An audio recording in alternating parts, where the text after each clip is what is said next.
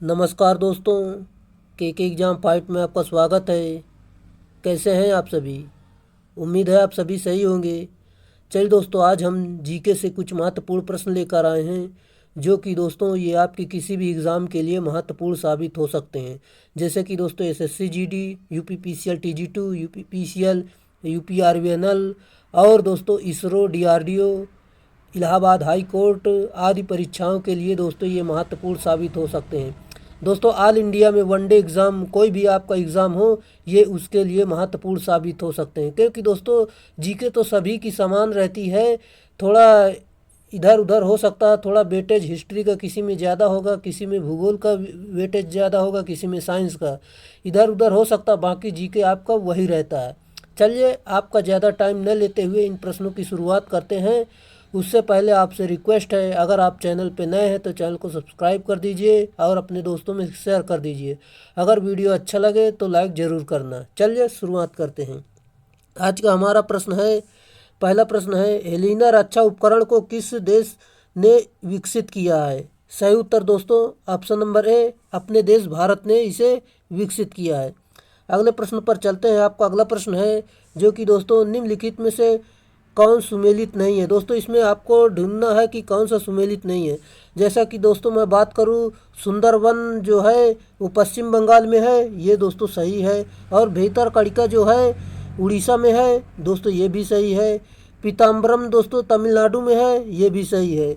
जो कि दोस्तों वेम्बनाड कर्नाटक में नहीं है, कर्नाटक में ना होकर दोस्तों ये केरल में है। ये इसका सही उत्तर होगा दोस्तों, ऑप्शन नंबर डी इसका राइट आंसर है। चलिए अगले प्रश्न पर चलते हैं। आपका अगला प्रश्न दिया गया है, किस बंदरगाह को काफ़ी बंदरगाह के नाम से भी जाना जाता है? सही उत्तर है दोस्तों ऑप्शन नंबर बी, सेंटोस के नाम से जानते हैं। अगला प्रश्न है, राष्ट्रीय पोषण संस्थान कहाँ स्थित है? सही उत्तर दोस्तों ऑप्शन नंबर डी, हैदराबाद में। राष्ट्रीय पोषण संस्थान हैदराबाद में स्थित है। अगला प्रश्न है, आपका अगला प्रश्न दिया गया है, इसमें से सूची 1 और सूची 2 में देखना है कि कौन सा नहीं सही, मतलब कौन सा सही नहीं है। जैसा कि दोस्तों इसमें देखते हैं हम, यहाँ पर दिया गया है, क्या रेनेटिंग से पनीर से संबंध है? दोस्तों इसका सही है। और जैव प्रौद्योगिकी प्लास्टिमिड से संबंधित है, ये भी सही है। गोल्डन चावल में दोस्तों विटामिन ए होता है, ये भी सही है। जबकि दोस्तों ओजोन परत जो ट्रोपोस्फीयर से संबंधित नहीं है, दोस्तों ये ओजोन परत जो है स्ट्रेटोस्फीयर से संबंधित है और दोस्तों ये समताप मंडल में पाई जाती है। ऑप्शन नंबर डी आपका सही उत्तर होगा। अगला प्रश्न है, अगला प्रश्न आपका दिया गया है, उष्णकटिबंधीय सदाबहार वन भारत के किन किन क्षेत्रों में पाए जाते हैं? दोस्तों आपको बताना है कि उष्णकटिबंधीय सदाबहार वन किस क्षेत्र में पाए जाते हैं। चलिए दोस्तों इसमें पढ़ते हैं कि इसमें कौन सा सही है। जैसा कि दोस्तों पश्चिमी घाट के पूर्वी ढाल पर, दोस्तों ये सही नहीं है। दोस्तों इसमें बात करें अंडमान और निकोबार द्वीप समूह में, दोस्तों ये सही है।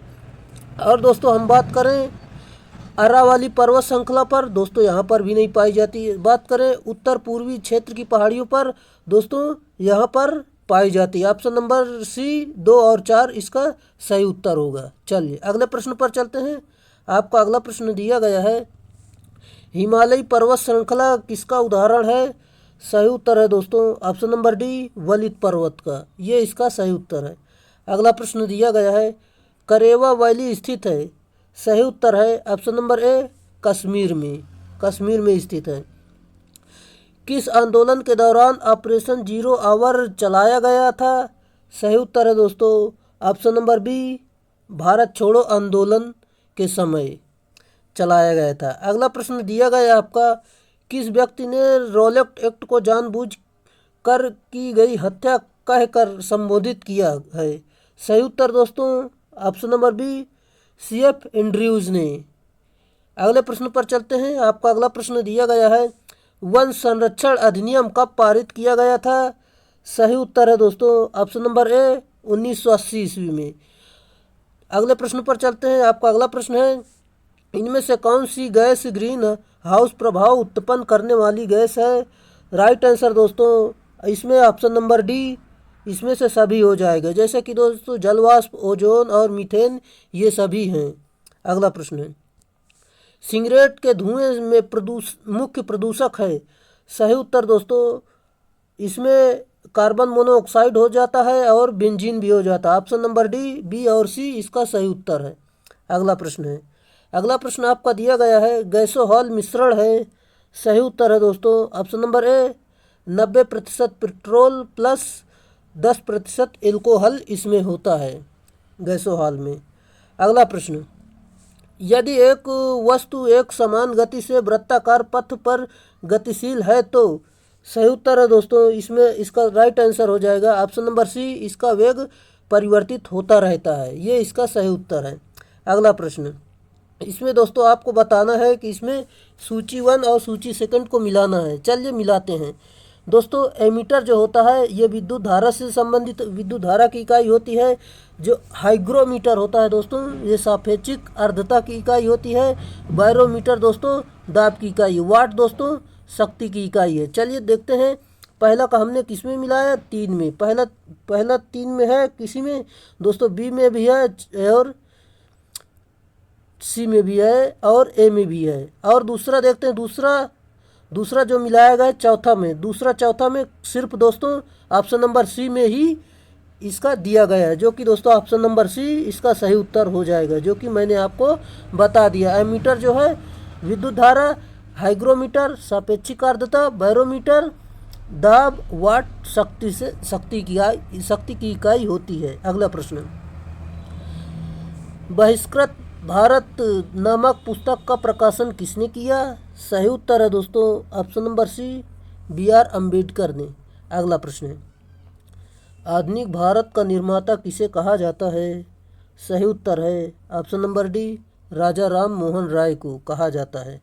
अगला प्रश्न, ड्यूस डबल फॉल्ट जैसे शब्द का संबंध किस खेल से है। राइट आंसर है option number C, lawn tennis से संबंधित है ये खेल। अगला प्रश्न है, प्राक्कलन समिति के संबंध में निम्न कथन पर विचार कीजिए। दोस्तों इसमें आपको देखना है कौन सा सही है कौन सा नहीं है। चलिए पहला पढ़ते हैं कि क्या इसमें पहला सही है। दोस्तों इनमें सदस्यों की संख्या 25 होती है, ये गलत है दोस्तों। इसके सदस्यों में 10 सदस्य लोकसभा से और 15 सदस्य राज्यसभा के होते हैं, ये भी दोस्तों गलत है। जो कि दोस्तों इसका कार्यकाल 3 वर्ष होता है, ये भी गलत है दोस्तों। इसका कोई भी मंत्री समिति का सदस्य नहीं हो सकता दोस्तों, ये बिल्कुल सही है। ऑप्शन नंबर डी इसका राइट आंसर है। चलिए अगले प्रश्न पर चलते हैं। आपका अगला प्रश्न दिया गया है, राज्यपालों की सम्मेलन की अध्यक्षता कौन करता है। सही उत्तर है ऑप्शन नंबर ए, राष्ट्रपति करता है।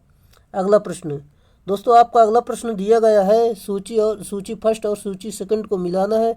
जैसे कि दोस्तों इसमें देख सकते हैं आप भाग 5 में क्या दिया गया है, आप यहाँ पर देख सकते हैं। भाग 5 में दोस्तों संघ सरकार दिया गया है। और भाग 10 में जो है दोस्तों ये अनुसूचित जाति और जनजाति के मामले में दिया गया है। और दोस्तों भाग 15 जो है इसका जो संबंध है ये निर्वाचन से संबंधित है। दोस्तों भाग 20 जो है संविधान संशोधन प्रक्रिया से संबंधित है। और दोस्तों मैं इसको बता दूं, इसका जो अनुच्छेद है 368 से, संविधान संशोधन जो है 368 से संबंधित है और निर्वाचन जो है 324 अनुच्छेद से संबंधित है। ये इसकी अधिक जानकारी थी। अगला प्रश्न दिया गया, आयरलैंड के संविधान से भारतीय संविधान में लिया गया है। दोस्तों इसका जो सही उत्तर हो जाएगा, राज्य के नीति निर्देशक सिद्धांत ये भी सही है, राष्ट्रपति की निर्वाचित पद्धति ये भी सही है, राज्यसभा के लिए सदस्यों का नामांकन ये भी सही है। ऑप्शन नंबर डी इसका राइट आंसर हो जाएगा, जो कि सभी सही है। अगला प्रश्न दिया गया है, निम्नलिखित में से कौन सा अनुच्छेद उच्च न्यायालय को अभिलेखीय न्यायालय का दर्जा देता है। Right answer option number B, 215 इसका सही उत्तर है। अगला प्रश्न, भारत का संविधान किस प्रकार का है। Right answer option number C, साधारणतः एकात्मक तथा विशेष स्थिति में संघात्मक इसका सही उत्तर है। अगला प्रश्न, भारत का संविधान कहता है कि अवशिष्ट अधिकार किसके पास रहेंगे? सही उत्तर है दोस्तों ऑप्शन नंबर सी, संघ की संसद के पास रहेंगे। ये इसका सही उत्तर है। अगले प्रश्न पर चलते हैं। किस प्रस्ताव को पारित किए जाने पर मंत्रिपरिषद को इस्तीफा देना पड़ता है? राइट आंसर दोस्तों ऑप्शन नंबर सी, अविश्वास प्रस्ताव को। ये इसका सही उत्तर है। अगला प्रश्न, लोक लेखा समिति से संबंधित तथ्यों में सही कौन है? दोस्तों इसका जो सही उत्तर हो जाएगा, यहाँ पर आप देख सकते हैं, इनमें कुल सदस्य 22 होते हैं, ये दोस्तों सही है। और दोस्तों इनमें राज्यसभा के 15 सदस्य होते हैं, ये गलत है दोस्तों। इस समिति के सदस्यों को प्रतिवर्ष अनुपातिक प्रतिनिधित्व के आधार पर चयन किया जाता है, ये भी सही है दोस्तों। आपका इसमें जो सही उत्तर हो जाएगा, यहाँ पर देख सकते हैं ऑप्शन नंबर ए, फर्स्ट और थर्ड इसका सही उत्तर है। अगला प्रश्न दिया गया है, गिल्ट एज्ड मार्केट निम्न में से किससे संबंधित है? राइट आंसर दोस्तों ऑप्शन नंबर सी, सरकारी प्रतिभूतियों के संबंध से संबंधित है। अगला प्रश्न, चालू खाते के संदर्भ में किस वर्ष रुपए को पूर्ण रूप से परिवर्तनीय घोषित किया गया था? इसका जो सही उत्तर हो जाएगा ऑप्शन नंबर डी, जो कि 1994 ईस्वी में। अगला प्रश्न, डायामिटीना गर्त यानी खाई किस महासागर से संबंधित है? सही उत्तर हो जाएगा दोस्तों ऑप्शन नंबर बी, हिंद महासागर से संबंधित है। अगला प्रश्न, बारमूडा त्रिभुज का त्रिकोण किस महासागर से संबंधित है? राइट आंसर है ऑप्शन नंबर सी, उत्तर पश्चिम अटलांटिक महासागर से संबंधित है। अगला प्रश्न, आग्नेय चट्टान ग्रेनाइट का रूपांतरित रूप है? राइट आंसर है दोस्तों ऑप्शन नंबर बी, नीस। ये इसका सही उत्तर है। अगला प्रश्न, अंतरिम सरकार में मुस्लिम लीग के कितने प्रतिनिधि शामिल हुए थे? सही उत्तर है दोस्तों ऑप्शन नंबर बी, 5 प्रतिनिधि शामिल हुए थे। अगला प्रश्न दिया गया है, अनवर ए सुहाइली किसका फारसी अनुवाद है? राइट आंसर दोस्तों ऑप्शन नंबर डी, पंचतंत्र का फारसी अनुवाद है। अगला प्रश्न, भारत में प्रिंटिंग प्रेस का आगमन किस देश की देन मानी जाती है? राइट आंसर दोस्तों ऑप्शन नंबर ए, पुर्तगाल की देन मानी जाती है। दोस्तों आप देख सकते हैं क्वेश्चन का लेवल कैसा है, काफ़ी अच्छे प्रश्न हैं दोस्तों। आपका कोई भी एग्ज़ाम हो जाए, चाहे CHSL चाहे CGL, ये दोस्तों सभी जगह पूछे जा सकते हैं, क्योंकि दोस्तों इतने अच्छे लेवल के प्रश्न हैं, ये किसी भी एग्ज़ाम के लिए महत्वपूर्ण साबित हो सकते हैं। चलिए दोस्तों, अगर आपको अच्छा लग रहा हो, अगर ये सेशन अच्छा लग रहा है तो प्लीज़ लाइक कर दें। अगर आप चैनल पे नए हैं तो चैनल को सब्सक्राइब कर दीजिए। चलिए अगले प्रश्न पर चलते हैं। अगला प्रश्न है आपका, राजा राम मोहन राय की मृत्यु के पश्चात ब्रह्म समाज का नेतृत्व किसने किया? राइट आंसर है दोस्तों option number B, Devendra Nath Tagore ने। अगला प्रश्न दिया गया है दोस्तों, देख सकते हैं इस तरह के क्वेश्चन UPSC में पूछे जाते हैं, इसी तरह के कथन से संबंधित दोस्तों, और भी अदर एग्ज़ाम में पूछे जाते हैं। कोई भी एग्ज़ाम हो सकता है, आपके लिए ये महत्वपूर्ण साबित होंगे। जैसे कि दोस्तों मैं आपको इसमें बता दूं, निम्नलिखित में से किन व्यक्तियों ने द्वितीय गोलमेज सम्मेलन में भाग लिया है? दोस्तों इसमें जो सही उत्तर हो जाएगा, इसमें द्वितीय गोलमेज में जो सम्मेलन में जो भाग लिया था वो थे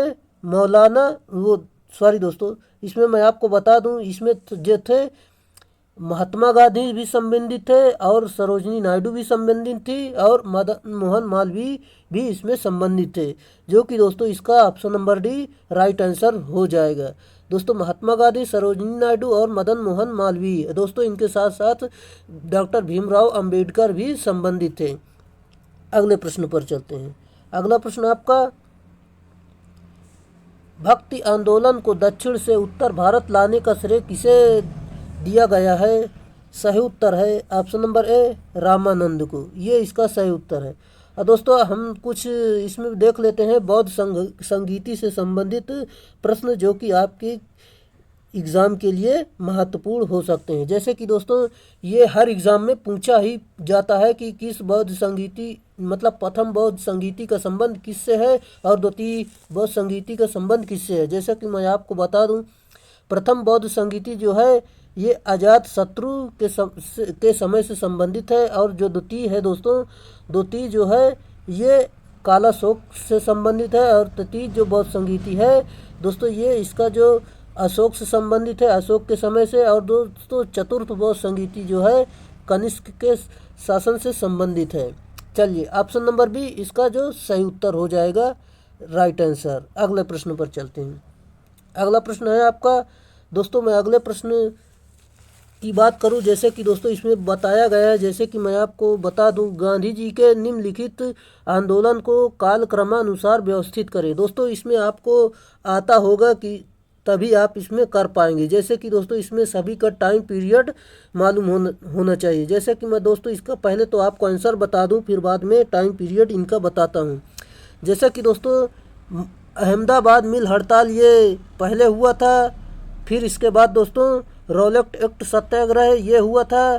फिर दोस्तों इसका जो है दोस्तों पहले अहमदाबाद मिल हड़ताल, फिर खेड़ा का आंदोलन, फिर दोस्तों रॉलेट एक्ट सत्याग्रह, और फिर असहयोग आंदोलन हुआ था, जो कि दोस्तों ऑप्शन नंबर डी इसका सही उत्तर हो जाएगा। जैसे कि दोस्तों अहमदाबाद मिल हड़ताल जो हुआ था दोस्तों, ये 15 मार्च 1918 ईस्वी में हुआ था, जो कि दोस्तों आप इसको याद कर सकते हैं। अब मैं बात करूं दोस्तों खेड़ा का आंदोलन। दोस्तों खेड़ा का जो आंदोलन है ये दोस्तों 22 मार्च से लेकर दोस्तों इसके बाद 22 मार्च से लेकर 5 जून 2000 मतलब 1918 दोस्तों 1918 22 मार्च और 22 मार्च से लेकर 5 जून 1918 ये इसकी सही डेट है दोस्तों। अब बात करें रोलेट एक्ट की दोस्तों, 8 मार्च 1919 हुआ था। अब बात करते असहयोग आंदोलन की दोस्तों, असहयोग आंदोलन है जो 1 अगस्त 1920 ईस्वी में हुआ था। इसका दोस्तों राइट आंसर है ऑप्शन नंबर डी, 4321 इसका सही उत्तर है दोस्तों। आप इसकी डेट याद कर सकते हैं और इसे याद कर सकते हैं। अगला प्रश्न, नाभिक के अलावा कोशिका के किस कोशिकांग में डीएनए होता है? Right answer option number D, mitochondrium में इसका सही उत्तर है। अगला प्रश्न, किन गुणों में हार्मोन में एंजाइम से भिन्न होते हैं? सही उत्तर है दोस्तों ऑप्शन नंबर डी, ये सभी प्रोटीन नहीं है, ये इसका सही उत्तर है। अगले प्रश्न पर चलते हैं। आपका अगला प्रश्न दिया गया है, निम्नलिखित में कौन सा रोग विटामिन ए की कमी के कारण होता है? दोस्तों इसका जो सही उत्तर हो जाएगा ऑप्शन नंबर बी, जो कि जीरोफथैलेमिया आप देख सकते हैं दोस्तों। विटामिन सी स्कर्वी से संबंधित है। और दोस्तों आप सभी देख सकते हैं, ये सभी आपको आते ही होंगे। चलिए अगले प्रश्न पर चलते हैं। एक बायोटेक जिसमें अल्ट्रासोनिक ध्वनि का उपयोग किया जाता है, सही उत्तर है दोस्तों ऑप्शन नंबर ए, सोनोग्राफी में प्रयोग करते हैं। अगला प्रश्न, यदि लोलक की लंबाई 4 गुनी कर दी जाए तो लोलक के झूलने की अवधि पर क्या प्रभाव पड़ता है? राइट आंसर दोस्तों ऑप्शन नंबर बी, 2 गुनी हो जाएगी। अगला प्रश्न, वायु अंगार गैस में मुख्य घटक होता है। राइट आंसर दोस्तों option number A, carbon monoxide, nitrogen और कार्बन डाइऑक्साइड इसके सही उत्तर हैं। अगला प्रश्न, इनमें से कौन सा हार्मोन पीयूष ग्रंथि से स्रावित नहीं होता है? राइट आंसर दोस्तों ऑप्शन नंबर डी, कैल्सिटोनिन इसका सही उत्तर है। अगला प्रश्न, मदा जनन तंत्र में किसको मुख्य जनन अंग कहा जाता है? सही उत्तर है ऑप्शन नंबर ए, डिंडवाहिनी नालिका को कहते हैं। अगला प्रश्न, निम्नलिखित में से कौन सा कार्बोहाइड्रेट पाचन का अंतिम उत्पाद है? सही उत्तर दोस्तों ऑप्शन नंबर सी, ग्लूकोज, ये इसका सही उत्तर है। अगला प्रश्न दोस्तों, अगले प्रश्न पर चलते हैं। कुछ दोस्तों हमने यहाँ पर महाजनपद एवं उनकी राजधानी के बारे में कुछ क्वेश्चन लिया है, जो कि दोस्तों वन लाइनर है। ये आपके लिए अति महत्वपूर्ण प्रश्न होंगे। जैसे कि दोस्तों प्राचीन काल में मगध की राजधानी गिरिब्रज राजगृह थी, अंग की चंपा थी, वज्र की वैशाली थी, काशी की वाराणसी थी। दोस्तों ये बहुत ही एग्जामों में पूछे जाते हैं, जो कि दोस्तों आप किसी भी एग्ज़ाम में ले लीजिए, यहाँ से क्वेश्चन बनता ही बनता है। काशी वाराणसी जो है, वत्स कौशाम्बी कुरु की जो राजधानी इंद्रप्रस्थ, कंपोज हाटक, अस्मक पोटली, दोस्तों आप याद कर सकते हैं। चलिए अगला है जो कौशल श्रावस्ती से अवंती उज्जैन, मल्ल कुशावती, पंचाल अहिछत्र और कांपिल्य। अब बात करें दोस्तों चेदी शक्तिमती, मत्स्य विराटनगर, सूरसेन मथुरा, गांधार तक्षशिला। ये इसके कुछ एक्स्ट्रा फैक्ट थे। चलिए दोस्तों यही थी हमारी क्लास जो कि दोस्तों आज कंप्लीट हुई, जो कि दोस्तों काफ़ी इसमें महत्वपूर्ण प्रश्न कराए गए, जो कि दोस्तों आपको सोचने पर ये मजबूर कर देंगे। ये प्रश्न बहुत ही महत्वपूर्ण प्रश्न थे।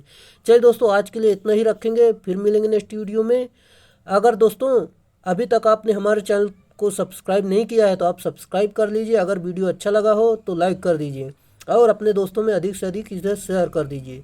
चलिए आज के लिए इतना ही रहेगा, फिर मिलेंगे नेक्स्ट वीडियो में, तब तक के लिए बाय।